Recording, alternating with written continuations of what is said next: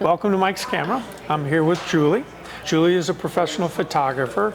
She came to myself and said, hey, you know what, I don't want to take all my large equipment with me. I'm taking a trip and I'd like to try something that's smaller and use it and kind of compare it to our phone.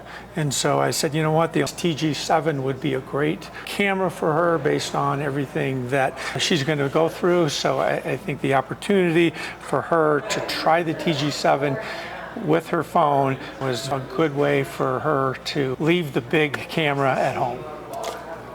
So Julie, hey, thanks for coming to us and at Mike's Camera in the Lone Tree store with the opportunity. So talk about the trip that you took.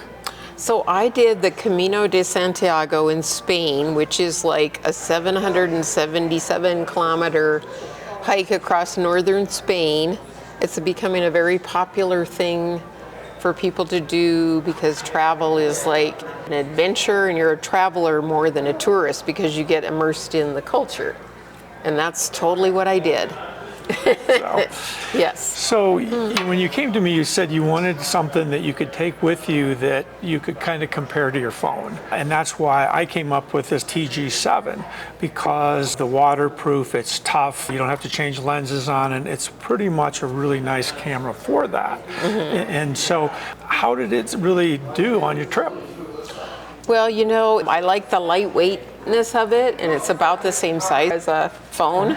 Number one, the macro, if you're trying to do like flowers or small close-up things, exceeds what you can do with your phone. Okay. So there's that, and then also the toughness of it, because I was biking in the Pyrenees for 10 days, and I definitely had some wipeouts, and I had this camera with me on my pack, and I skid and slid, and I got hurt, but not terrible, but like I kind of didn't think about the camera, but then I thought, oh my God, later, you know, and there wasn't a mark on it. Yeah. But, you know, some other things got damaged, but not the camera. So that's definitely a benefit of something like this. I didn't have my phone, the camera was in my pack. And so it didn't get wrecked at all. And so that's really good. Yeah. So when you look at the picture quality, I mean, one of the things that you said is that you would like to, you know, look at the quality. You talked about macro and how it really did a nice job. When you look at scenic and so forth, how did it compare to the phone? I did a little bit of video, but not that much, which I would like to be able to have more time to mess with that, because I'm a still photographer. So like, it's just not starting to get innate into the video. to me to do video, Yep, but you know, people with their phones definitely do. And I wish I would have done more with this, but I did have some where, you know, the movement of the poppies and the long grasses and stuff, it just took a better, like more cinematic type of view with this versus with your phone, which I love that, but so that would be something I would explore more. Yeah, and I wanted to try the underwater, but I didn't go in the, I was at the ocean, but I was a little leery of that, with not being, you know, that familiar with this. Right. So I'd love to try that too, which you definitely wouldn't do that with your phone. So how many days were you gone? 26 days. 26 days. And how many pictures did you take? I took probably, well, there was 4 of us, so it wasn't just me. Okay. And honestly, I didn't take as many as I normally would because this was such an extreme physical thing. Most days were like 10 hours of being out, you know, and I took pictures, but, you know. Yeah. I didn't have as much time as I would like on a strolling hike, which I kind of thought I would have more on this, but it's really not like that. You have to be like, it's a workout, you know, and you're trying to not get lost.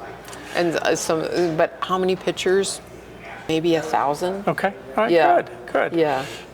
Anything else? I mean, I know it was an e-bike, right? Took a pretty big fall, thumb and ribs. Okay, because, you know, like my travel agent, just talking about this a little bit, like, being from Colorado, which this is the thing, right? You go to Europe, if you say you're from Colorado, everybody loves that. They really do, because they love our mountains and they think, oh, everybody's a complete athlete. And I am quite a hiker in that, but my travel agent, I think, probably put me in a little bit higher level than I am, honestly, because the Pyrenees, you know, like you look at the sea level versus here, this is just another thing with, you know, having gear with you or whatever, because I have brought all my gear with me and it's like, there's no way. This would have been way better than bringing heavy camera gear, but it's extremely steep, you know, and with an e-bike in Europe, I could go on, but they're into biking. Okay, a lot, maybe more, I understand, than the United States. Because I went to REI and tried to research e-bikes, but like the bike we had weighed more than me. So if you got into, there was, you know, in Colorado, there's we had mountain bikes, but they were e-bikes. They were so heavy. So that's just part of the whole adventure, right? It just was a whole thing, which I love that because I learned so much. And then trying this out versus my phone, because I love to take scenic pictures. And that's when I first came in here and I'm like, I want to get some panoramic pictures, and you can never, honestly, you cannot capture that on your phone. Right. You just can't. They look strange. Or wildlife, which I don't get to do that as much, you know. Right. But it's like, it's so much better on a professional lens or anything. So overall, it pretty much met your expectations? Yeah, it's just that I should have probably prepared a little bit more before so that I would know in and out how to work all the features, because I don't think this is a difficult camera. I think the average person can figure it out and kind of master it, but you need, like anything, you need to practice. Right. And I think, unfortunately, we gave it to you the day before you left. Yeah, and I thought, how hard can it be? You know, but like, you shouldn't probably, that would be some advice, you know, where it's like, make sure you're prepared, because even though it's small and it looks like a point and shoot, it has a lot of features that you need, you know, like you told me you can shoot in RAW with this, or JPEG, or, you know, all different kinds of things. And there are auto settings, but you have to know how to get to those, you know, and stuff like that. Yeah, but I thought it was a cool addition to my travel.